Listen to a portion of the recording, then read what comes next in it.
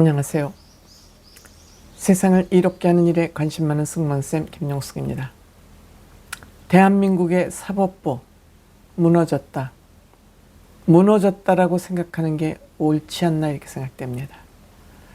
권력 있는 인간들은 아무리 중죄를 지어도 빠져나가고 일반 시민들은 돈 만 원어치 편의점에서 물건을 훔치다 걸려도 구치소에 감옥을 가야 되고 벌금 내야 되고 이런 세상이 대한민국 아닌가 싶습니다.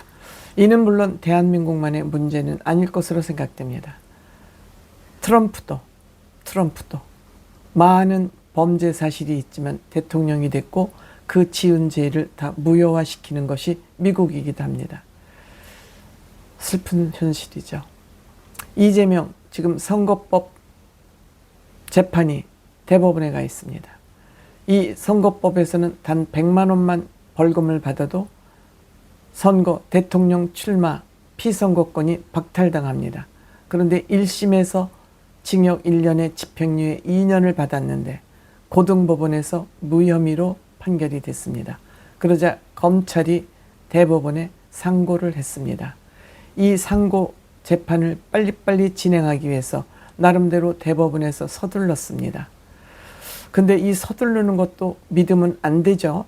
고등법원에서 갖은 야단 법석을 다 떨면서 신권을 우리 재판부에 배당하지 말라, 신속 재판을 하기 위해서 우리는 공정하게 재판하기 위해서 우리 이재명 재판을 진행하는 재판부는 건들지 말라고 갖은 꼴값을 다 떨더니 결론은 무혐의를 내기 위한 쇼였다. 저는 그렇게 생각합니다. 이재명을 무혐의로 만들기 위해서 우리는 이렇게 열심히 했다 하는 것을 국민에게 보여주기 위한 쇼였다. 저는 그렇게 생각합니다. 지금 이 이재명 사건이 빠른 재판 서류 보내고 안 받고 어쩌고저쩌고 하면서 3개월 안에 재판을 끝내기 위해서 대법원이 그동안 노력한 것은 사실입니다. 직접 송달을 안 받기 때문에 온라인으로 송달을 했다 그럽니다. 특별 송달을 했다 그럽니다. 그래서 드디어 재판이 시작이 됐습니다.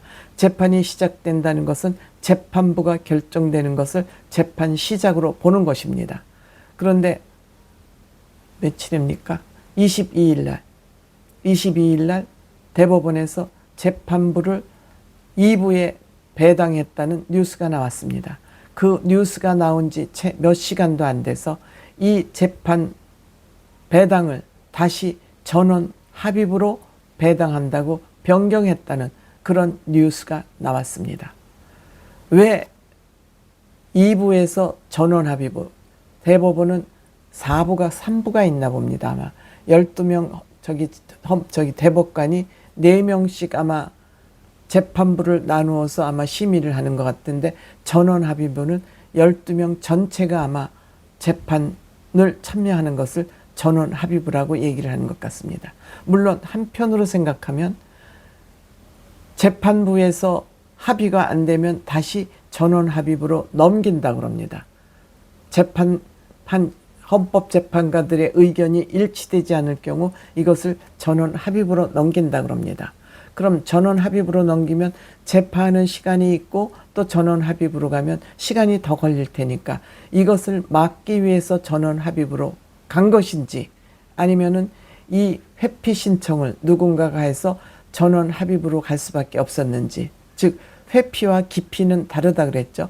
회피는 재판사가 나는 이 재판을 막기에 적합하지 않기 때문에 나는 이 재판부에서 빠지겠다라고 해서 전원 합의부로 간 것인지, 아니면은 기피 신청은 하지 않았지 않습니까?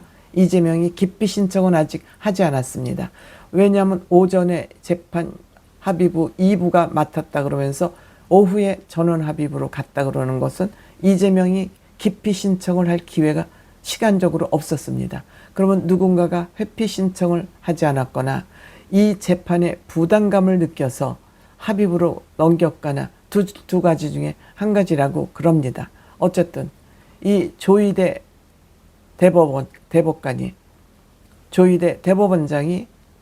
주심 2부를 12명 합의부로 뭐 가라고 그렇게 특별 지시를 했다는 뉴스도 있습니다만 어떤 것이 맞는지는 모르겠습니다. 어쨌든 이 시간이 6월 3일 대통령 선거 전에 이 대법원 판결이 나오느냐 안 나오느냐가 우리 모든 국민 정치권의 관심사 아니겠습니까? 그런데 제 생각에는 고등법원에서 갖은 꼴값을 떨면서 이재명 대표를 무혐의를 줬기 때문에 대법원에서 이렇게 하는 것도 픽션 아니냐? 국민을 속이는 그런 태도 아니냐? 저는 이 의심을 하지 않을 수가 없습니다.